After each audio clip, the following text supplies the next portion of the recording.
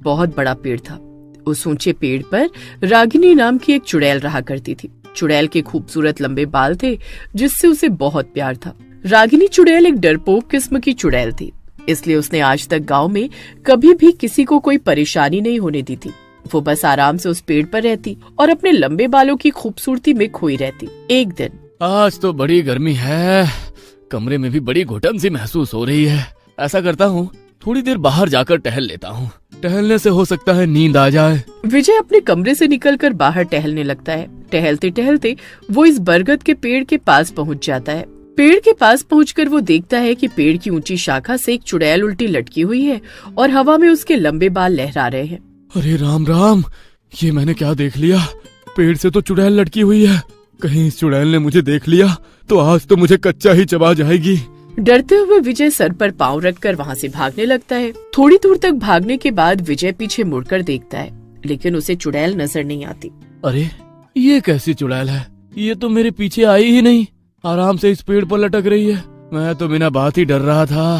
तभी विजय के दिमाग में एक आइडिया आता है। अगर मैं इस चुड़ैल के बाल काटकर अपने पास रख लूं और सुबह गांव वालों को दिखाऊं तो पूरे गांव वाले मेरा लोहा मानने लगेंगे। विजय वापस अपने घर जाता है और वहाँ से कैंची लेकर दबे पांव फिर से बरगद के पेड़ के पास पहुँच जाता है। राम राम राम, कहीं ऐसा ना हो कि चुड़ैल मेरी गर्दन ही दबा दे। नहीं, लेकिन अपनी बहादुरी साबित करने के लिए थोड़ा रिस्क तो लेना ही पड़ेगा। जाल तू जलाल तू आए बलाकू टाल तू, हे भगवान बस किसी तरह मुझे इस चुड़ैल से बचा लेना।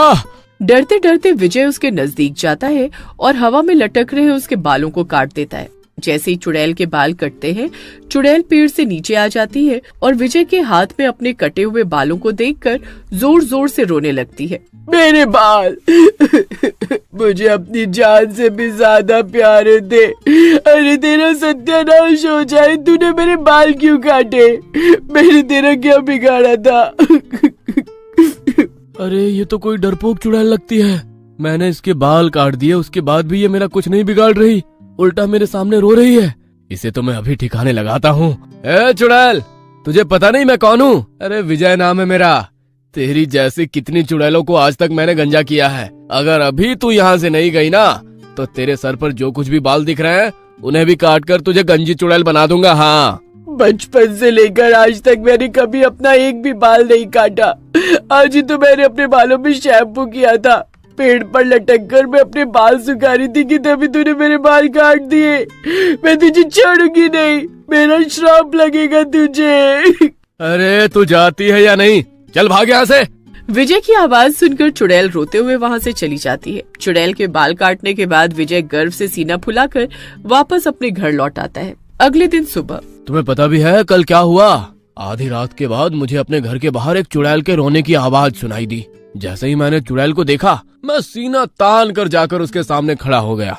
चुड़ैल और मेरी जोरदार लड़ाई हुई और फिर मैंने उस चुड़ैल के बाल काट दिए। जैसे ही चुड़ैल के बाल मेरे हाथ में आए, चुड़ैल दुम दबाकर वहाँ से भाग खड़ी हुई। आज के बाद तुझे किसी से भी घबराने की जरूरत नहीं है। अरे तेरा पति एक चुड़ैल को हरा सकता है तो इंसान क्या चीज है? क्या बात कर रहे हो चिंटू के बापू? तुम सच में किसी चुड़ैल के बाल काट कर लाए हो क्या? अरे मैंने सुना था, मेरी माँ बताती थी कि चुड़ैल और डायनो की सारी शक्ति ना उनकी चोटी में ही होती है। जो उनके बाल काट लो तो वो फिर इंसान की गुलाम बन जाती है। लाओ जी, ये बाल आप मुझे दे दो, इन्हें तो मैं घर के बाहर लटकाऊंगी। पूरे गांव को पता तो चले कि मेरा पति कितना बहादुर है। विजय की पत्नी चुड़ैल के बालों को घर के दरवाजे पर ले जाकर लटका देती है। घर के दरवाजे पर बाल लटके देख हर आता जाता आदमी रुककर उन बालों के बारे में विजय की पत्नी शांति से पूछने लगता है। अरे शांति, ये किसके बाल काट के दरवाजे पर टांग लिए तूने? दिमाग तो ठीक है तुम दोनों मियाँ बीवी का? हमारा दिमाग तो एकदम ठीक है, पता भी है ये बाल किसके हैं। जो पूरी बात जान गई ना तो दांतों तले उंगली दबा लोगी। अच्छा, हमें भी तो पता चले किसके बाल हैं ये। अरे कल हमारे चिंटू के पापा को बरगद के ऊपर लटकते हुए चुड़ैल दिखाई दे गई, बस फिर क्या था। आपको तो पता ही है कि कितने बहादुर हैं ये। इंसान हो या जानवर हो या भूत प्रेत चुड़ैल, ये किसी से भी नहीं डरते। बस कर लिया इन्होंने दो दो हाथ चुड़ैल के साथ। बेचारी रो रो कर अपनी जान की भीख मांगने लगी। इन्होंने भी उसके बाल काट कर जान बख्श दी उसकी। क्या बात कर रही है? तेरा पति चुड़ैल को हराकर उसके बाल। देखते ही देखते पूरे गांव में ये खबर फैल गई थी कि विजय ने एक चुड़ैल को हराकर उसके बाल काट लिए हैं। बरसों से मैं इसी बरगद के पेड़ पर रह रही हूँ, लेकिन कभी किसी आते जाते आदमी को मैंने परेशान नहीं किया, लेकिन अब मैं किसी को नहीं छोड़ूंगी। उसी रात चुड़ैल विजय के घर जाती है और वहाँ पर घर के दरवाजे पर अपने बालों को लटके हुए देखकर उसे बहुत गुस्सा आ जाता है। चुड़ैल विजय के घर जाकर उसकी पत्नी शांति के सारे बाल गायब कर देती है और उसके बालों को भी ले जाकर उसके घर के दरवाजे पर ही लटका देती है। अगली सुबह जब शांति उठती है तो अपने सर पर से बालों को गायब देखकर जोर जोर से रोने लगती है। हे भगवान, ये क्या हो गया? मैं तो किसी को मुंह दिखाने के काबिल नहीं रही। ये किस पाप की सजा दी है भगवान तूने मुझे? मेरे सर पर तो एक भी बाल नहीं बचा। अगर मुझे ऐसे हाल में गांव में किसी ने भी देख लिया तो लोग मुझे टकली टकली कहकर चिढ़ाएंगे। शांति अभी रो ही रही थी कि तभी विजय का बेटा चिंटू वहाँ आ जाता है। ए टकली, कौन है तू? मेरी मम्मी कहाँ है? चिंटू बेटा, मैं तुम्हारी माँ हूँ। तुम अपनी माँ को ऐसे क्यों बोल रहे हो? झूठ बोलती है। अरे मेरी माँ के तो लंबे लंबे बाल हैं। तू तो कोई टकली चुड़ैल है। सच सच बता, मेरी माँ कहाँ है? चिंटू के मुंह से ऐसी बात सुनकर तो शांति और जोर जोर से रोने लगती है। अरे क्या जरूरत थी आपको उस चुड़ैल के बाल काट कर लाने की? हो ना हो वही चुड़ैल मेरे बाल काट कर ले गई है। अब मेरा क्या होगा? अगली रात सबके सोने के बाद एक बार फिर चुड़ैल गांव में आती है और शांति के पड़ोस में रहने वाली कांता के बाल काटकर शांति के दरवाजे पर लटका जाती है। अरे ये क्या हो गया? जब मैं सोई थी तो मेरे सर पर घने लंबे बाल थे। ये रात रात में मेरे बाल कहाँ गायब हो गए? कांता रोती हुई अपने घर से बाहर निकलती है तो देखती है कि सामने शांति के दरवाजे पर उसके बाल लटक रहे हैं। शांति, बाहर निकाल उस विजय को। मैं पूछती हूँ इसकी हिम्मत कैसे हुई मेरे बाल काटकर अपने दरवाजे पर लटकाने की? अरे मैं आपके बाल क्यों काटूंगा? ये मैं नहीं, वो चुड़ैल कर रही है। यकीन ना हो तो मेरी पत्नी शांति को देख लो।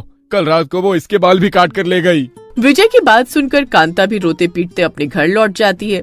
अब तो हर रोज गांव में किसी न किसी के बाल काटकर चुड़ैल विजय के दरवाजे पर लटकाकर चली जाती, जिससे पूरे गांव में बाल काटने वाली चुड़ैल की दहशत फैल गई थी। बाल काटने वाली चुड़ैल की समस्या गांव में अब इतनी बड़ी हो गई थी कि गांव के लोग उस समस्या को लेकर सरपंच के पास पहुंच जाते हैं। अचानक से गांव में ऐसा क्या हो गया कि आधा गांव गंजा होकर घूम रहा है? आखिर हम गांव वालों ने उस चुड़ैल का बिगाड़ा क्या है? मैं बताती हूँ सरपंच जी, ये जो बड़बोला विजय है ना, यही उस चुड़ैल के बाल काट कर लाया था और उन बालों को इसने अपने दरवाजे पर लटका दिया। बस उसी रात से चुड़ैल बारी बारी से गांव में सबको गंजा कर रही है। मैं तो कहती हूँ इस विजय को गांव से बाहर निकाल दो तो वो चुड़ैल अपने आप हमारा पीछा छोड़ देगी। इसे गांव से बाहर निकालने से कुछ नहीं होगा। सरपंच जी, अरे इसी ने उस चुड़ैल को उकसाया था। हम सब मिलकर इस विजय को चुड़ैल के पास जाकर छोड़ आते हैं। चुड़ैल अपने आप इसके साथ हिसाब बराबर कर लेगी। वैसे भी ये तो बड़ा बहादुर बनता घूमता है ना, हम भी तो देखे कितना बहादुर है ये। देखो विजय, तुमने उस चुड़ैल के बाल काट कर अच्छा काम नहीं किया। आज तक उस चुड़ैल ने कभी इस गांव में किसी को कोई नुकसान नहीं पहुंचाया था, लेकिन जब से तुमने उसके बाल काटे हैं वो इस गांव में सबको परेशान कर रही है। अरे चुड़ैल के डर से गांव के लड़के लड़कियों की शादी नहीं हो रही, क्योंकि गंजे होने के डर से कोई भी हमारे गांव में रिश्ता जोड़ना नहीं चाहता। अगर तुम चुड़ैल से माफी नहीं मांगोगे तो हमें तुम्हें इस गांव से बाहर निकालना होगा। गांव वालों की बात सुनकर विजय उसी रात चुड़ैल के पास जाता है। चुड़ैल बहन, मुझे पता है तुम इसी पेड़ के ऊपर रहती हो। देखो बहन, मैं तुमसे माफी मांगने आया हूँ, हो सके तुम मुझे माफ कर दो। विजय की आवाज सुनकर चुड़ैल उसके सामने आ जाती है। उस दिन तो तू बहुत बड़ी बड़ी बातें कर रहा था, आज मुझसे माफी मांगने आए हैं। कोई माफी नहीं मिलेगी तुझे। इतना दुख तो मुझे अपनी मौत का भी नहीं हुआ था जितना मुझे मेरे बालों के कटने का हुआ है। तुझे माफी चाहिए ना? ठीक है, दे दूंगी तुझे माफी। बता, मेरे कटे हुए बाल मेरे सर पर वापस लगा सकता है क्या? जब तक मेरे बाल वापस नहीं आ जाते इस गांव में एक भी आदमी के सर पर बाल नहीं रहेंगे। विजय को कोई रास्ता नहीं सूझ रहा था। क्या करूं? आगे कुआं है, पीछे खाई, कैसे चुड़ैल को मनाऊं? तभी विजय को एक आइडिया आता है और वो अगले दिन फिर से चुड़ैल के पास पहुंचता है। चुड़ैल जी, वादा करिए, अगर मैं आपको आपके बाल वापस कर दूं तो फिर आप किसी को गंजा नहीं करोगी। हाँ चल वादा, ला वापस कर मेरे बाल। विजय एक लंबे बालों का विग चुड़ैल के सर पर रख देता है। अरे वाह, ये बाल तो मेरे बालों से भी ज्यादा खूबसूरत है। चुड़ैल को विजय की विग बहुत पसंद आती है और उसी दिन से चुड़ैल गांव के लोगों को गंजा करना बंद कर देती है।